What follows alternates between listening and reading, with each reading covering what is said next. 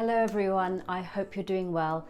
I'm Geeta Vara and I'm a London-based Ayurvedic practitioner working with clients like you all over the world, helping you to be the healthiest, most vibrant versions of yourselves through my writing, wellness consultations, coaching, virtual workshops, retreats and more.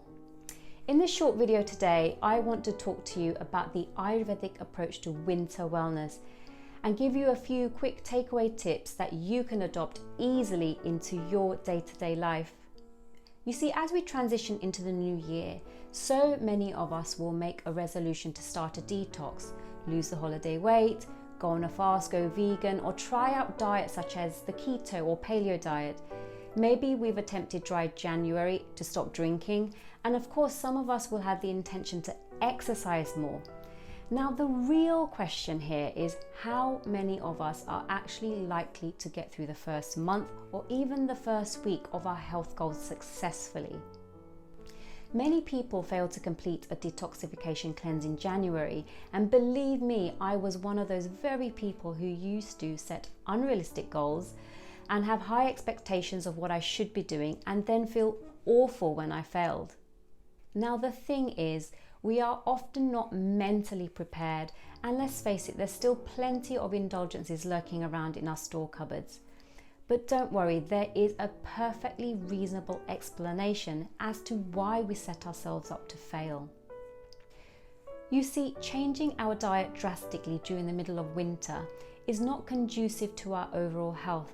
And so if you're in the Northern Hemisphere like I am, then in January and most part of February, we are in the middle of winter, and winter is not the time for any deep detoxification, cleansing, or radical dietary changes. In actual fact, the ideal time to go through a detoxification program is in the spring season, when we want to clear the excess kapha, or rather the toxic accumulations from the winter. So there is plenty of time for you to prepare for your cleanse, and you can check out my website if you are keen to join a virtual retreat, and other videos on this in the notes below. Based on the ancient wisdom of Ayurveda, we are encouraged to follow a seasonal regimen to support our well-being throughout the year. Winter is cold, damp and heavy and cloudy and is dominated by the elements of water and earth. It's a time when nature retreats, and it's a time for rest, restoration, strengthening and preparation. This is the season to support and nourish the kapha within us. We can see that the cold, dampness and moisture is increasing in nature, and the same is happening in our body too. Our body, mind and emotions are optimized when we mirror and balance ourselves the way nature intended. This means that in winter, it is also a time for us to retreat, internalize, be grounded, nourish and increase our strength. Traditionally, winter is split into two seasons. Early winter is called the Hemanta Rutu and late winter is called the Shishira Rutu. It is regarded as our healthiest season, where we are strongest as kapha is naturally increasing. We should have good immunity, or as we say in Ayurveda, strong ojas and bala. You can learn a bit more about this in my other videos, and the links are in the notes below. This is a season to nourish and support our body tissues, and therefore support our health for the year ahead. Our Agni, which is known as our digestive fire, is at its strongest during these months, hence the tendency to feel increased hunger and the desire for hearty and heavier foods, as well as foods that are sweet and indulgent. This is perfectly natural for us. But this does not mean that it's a license for us to indulge in lots of cakes and pies and biscuits that can increase the negative aspects of kapha. And we may face some challenges when we hit the spring, especially if we have the tendency for seasonal allergies. So the quest to lose weight in winter can have an adverse effect on our metabolism at this time, as our body thinks of this as an unnatural process and sees it as starvation of essential nutrients and depletes our strength. Without any radical dieting, we can adopt more gentle balancing methods to pacify winter ailments such as fatigue, aches, pains, persistent colds, while giving ourselves the time to prepare for a deeper cleanse and weight loss in a more suitable season. Here are some of my Ayurvedic tips to get you through the winter blues. Choose foods that refuel your mind and body during this time. Avoid kapha aggravating foods that are cold, damp, excessively sweet, such as refined sugars, fried food, leftovers, cold foods, saturated fats, and heavy dairy, particularly in the later winter as we go into spring. Eat foods that are naturally sweet, sour, and salty by taste to help pacify the vata dosha, strengthen the body, and these are foods such as soups, stews, hot teas, stewed fruits, citrus fruits, and especially in the early part of winter.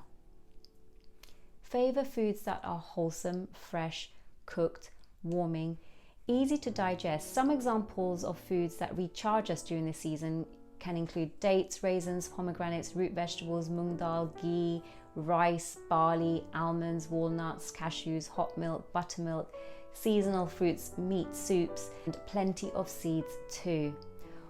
Or how about a warm bowl of quinoa porridge to get you started in the morning with warming spices such as cinnamon, cardamom, ginger, and some ghee and jaggery added to it too. As we get into the deeper parts of winter, invigoration and stimulation for the body is essential. And I know that sounds painful when all we want to do is hibernate at this time. And you can do that too in the evenings, but a little get up and go in the mornings for 20 to 30 minutes with a form of movement or exercise that inspires you in the morning.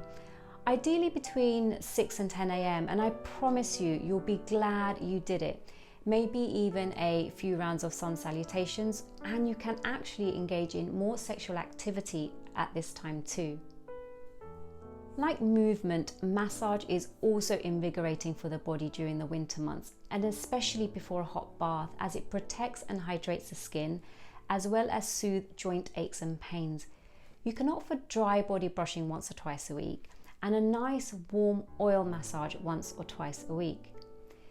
This is the ultimate self-care ritual in my book. Get out your candles, music, and the magnesium salts and go for it. We need to see it as a necessity, not a luxury. If you know me, then you know my love of the store cupboard spices and the incredible healing benefits. So explore these for yourself: turmeric, ginger, lemon, ajwain, black pepper, fennel, coriander, cinnamon, saffron, licorice, and of course cumin, my spice answer to everything. And like most spices, this one acts as a brilliant digestive aid. For some recipe ideas, you can visit my webpage, and there are plenty of recipes there for you to indulge. There are, of course, more specialist winter support herbs, including guduchi, brahmi, triphala, ashwagandha, tulsi, shatavari, and more. But it's best to consult a practitioner on what will best work for you. Don't forget, we get dehydrated in winter too, so plenty of herbal teas such as the traditional Ayurvedic CCFT, which is cumin, coriander, fennel, and plenty of plain warm water.